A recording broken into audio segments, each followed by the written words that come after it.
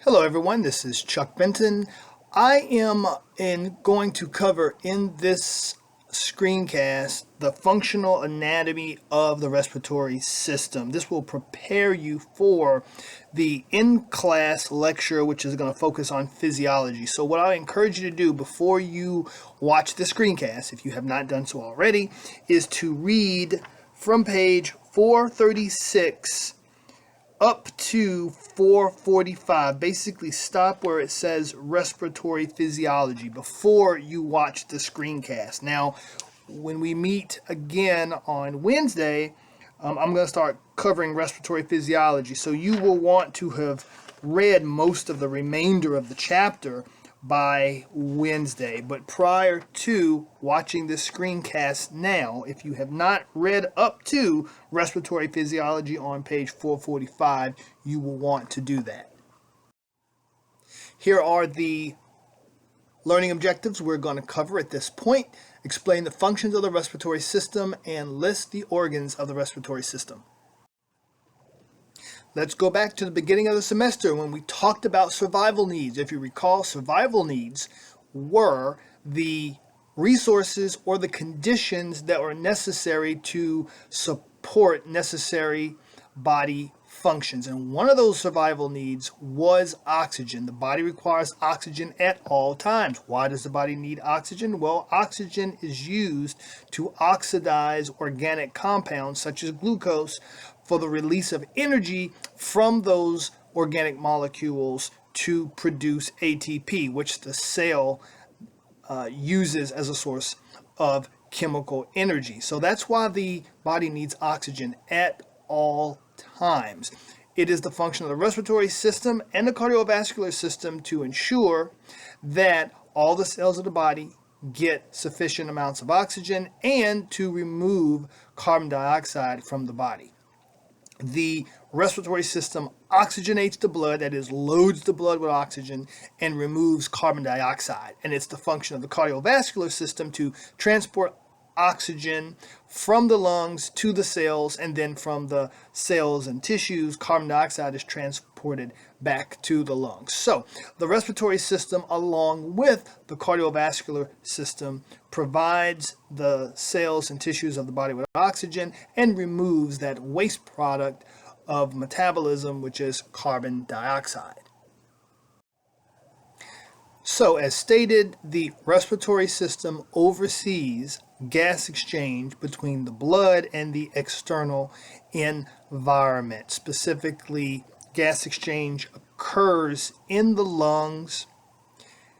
Air is brought in from the external environment into the lungs, specifically into these air sacs, which are called alveoli, and that's where an exchange of gases occurs between the blood of the pulmonary capillaries, which move through the lungs next to the alveoli, and the air in those air sacs or alveoli. Now, on the journey from outside of the body to the lungs, or I should say from the outside world into the lungs, that air, as it moves through the oral cavity and the pharynx and the trachea on its way to the lungs, it is humidified, it is warmed, and dust, mold spores, bacteria, and such are filtered out as well. We've got mucus to trap those little nasties. We also have in your nose, hairs, etc. So in addition to that gas exchange, that air is conditioned on its journey from the outside world to the lungs. After covering the major functions of the respiratory system, we're now ready to look specifically at the different anatomical features of the respiratory system. And certainly there's going to be a lot of overlap between what you are currently learning in lab in terms of the anatomy of the respiratory system. So now we're going to explain the functions of each of the following organs: the nasal cavity, the pharynx, and the larynx. We focus on anatomy in lab. Here we're going to focus on function, although we will talk somewhat about the anatomy because, of course, the two are related. We're going to take the same approach in covering the respiratory system that we took in covering the digestive system. In the digestive system, we basically followed the pathway of food. We started at the oral cavity, then moved to the pharynx or throat, then to the esophagus, the stomach, the small intestine, the large intestine, the anus, and then out. In a similar manner, we're going to follow the pathway of air. And the respiratory system is separated into an upper respiratory system and a lower respiratory system. And what I have shown here is the division between the two. The larynx is your voice box. From your larynx superiorly, that is the upper respiratory system. So your nose or nasal cavity, your pharynx or throat, and your larynx, which is where your voice box is located, that is considered your upper respiratory system. Everything below that, the trachea, the bronchi, bronchioles, alveoli, those are part of your lower respiratory system. So what that means is if you've ever been diagnosed with a upper respiratory system infection, basically you've had a head cold. Before moving on, I just want to remind you the functions of the respiratory system: oversee gas exchange between the blood and the external environment. Exchange of gases takes place in the alveoli of the lungs, and as air moves from the outside world toward the lungs, it's purified, warmed, and humidified. We will start our discussion on the respiratory system by following the path of air. Of course, the very first organ of the respiratory system that air encounters is the nose, and the cavity within the nose is referred to as the nasal cavity. So the nose is the only externally visible part of the respiratory system. Air enters the nasal cavity through the external nares, or nostrils as you know them. The entryway or the external nares of the nasal cavity, there are hairs which trap particles as they enter the nasal cavity. Here's the nasal cavity shown there. The nasal cavity is separated into a right and left by the nasal septum, which is a combination of cartilage and the vomer and perpendicular bone, which you should remember from lab. Another important function of the nasal cavity, of course, is providing smell or your sense of smell. But interesting enough, there's only a small portion of the mucosa of the nasal cavity that's dedicated to that sense. At the very superior portion of the nasal cavity, you have these specific receptors called olfactory receptors. And if we were to magnify these receptors shown here on the right, you would see that they consist of these very strange looking cells with these cilia that extend into the mucus. And what happens is, as molecules enter the nasal cavity, they get stuck in that mucus. The cilia are able to detect them, and then they send nerve impulses through the cribriform plate. That's why the cribriform plate had all those holes in it. That's the cribriform plate of the ethmoid bone back to the olfactory bulb and then to the olfactory center of the cerebral cortex for integration. Now, because those olfactory hairs or cells are located at the very superior portion of the nasal cavity, that is why whenever you're trying to really smell something, you sniff very strongly to get that air up to the roof of your mouth. Think of if you sniff perfume or something, right? You sniff in pretty strongly so that you can get those molecules to the roof of your nasal cavity, or the most superior portion, because otherwise it just passes through and you wouldn't detect as many of those molecules. While the most superior portion of the nasal cavity is functions for your sense of smell by detecting molecules that enter the nasal cavity, the remainder of the nasal cavity is designed to condition the air as it starts its journey toward the lungs. The air needs to be moistened so we don't dry out our lungs. It needs to be warmed so that we don't lose too much heat through the lungs. And also, we don't want everything that's in the air to make it to our lungs. We want to get rid of as many bacteria and mold spores and dust particles as possible. So the mucosa of the nasal cavity is, of course, lined with mucus to trap these particles. Mucus is mostly water, so it helps moisten the air. And also you have very superficial blood vessels that helps to warm the air as it interacts with the mucosa of the nasal cavity. There are also these very important structures called nasal concha, and you hopefully remember this from lab. You have a superior, middle, and inferior nasal concha, and they help increase the interaction of the air passing through the nasal cavity with the mucosa. So you may wonder, how do they do this? Well, here's a sagittal view of the nasal cavity, and here's our nasal concha. They protrude from the lateral walls of the nasal cavity out into the center of the nasal cavity. And what they do is they cause turbulent flow of air through the nasal cavity. If we had laminar flow of air through the nasal cavity, there would be minimal interaction between the mucosa and the air.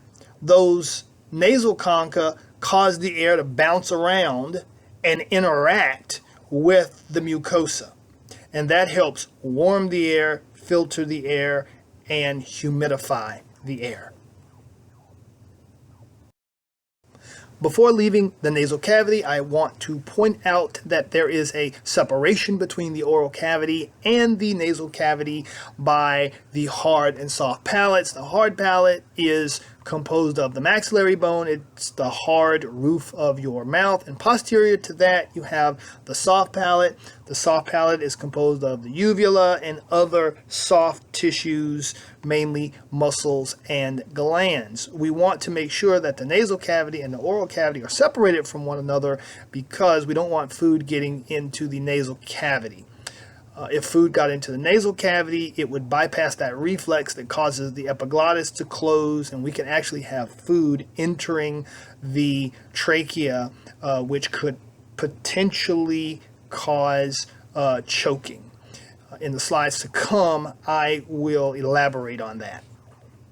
At this point, just note that we have a separation between the oral cavity and the nasal cavity by the hard and soft palates. Associated with the nasal cavity, we have the paranasal sinuses. Para means close to or nearby. So these are sinuses, spaces that are close to or nearby the nasal cavity. Now in lab, you had to learn the names and locations of these nasal sinuses. In lecture, I want you to know the functions of these sinuses. So they are basically cavities within the facial bones and a couple of the cranial bones, and they're lined with a mucosa. Their functions are to, one, lighten the skull so the muscles in your neck don't have to do as much work to keep your head upright all day. to act as resonance chambers for speech, so they help amplify your voice. Notice that when you have congestion, your voice sounds sort of nasally, as they say, right? That's because of the lack of resonance of voice through these chambers. These sinuses produce mucus. That mucus drains into the nasal cavities. Sometimes that mucus there's such a production of that mucus that it traps air in those sinuses. That air then diffuses through the mucosa and you get an area of low pressure, like a vacuum, and you feel that as sinus pressure. If you've ever had sinus pressure, you know that it can be very, very uncomfortable and sometimes quite painful. But again, before we leave, the function of the sinuses is to lighten the skull and to act as resonance chambers for speech. Air is now going to pass from the nasal cavity into the pharynx. Your pharynx is the throat. The pharynx is this long tube that extends from the posterior portion of your nasal cavity all the way down to the posterior side of your larynx, or where your voice box is located. Your pharynx is your throat, just remember that. But we can also subdivide the pharynx into 3 areas. And they are named after the organ that they are posterior to. Located posterior to the nasal cavity is the nasopharynx. And the nasopharynx is only part of the respiratory system because it should normally only be a passageway for air. Also in the nasopharynx, you have some lymphoid tissue, the pharyngeal tonsils. You may have heard them referred to as the adenoids. They help detect microorganisms and respond to microorganisms that enter the body through the respiratory system.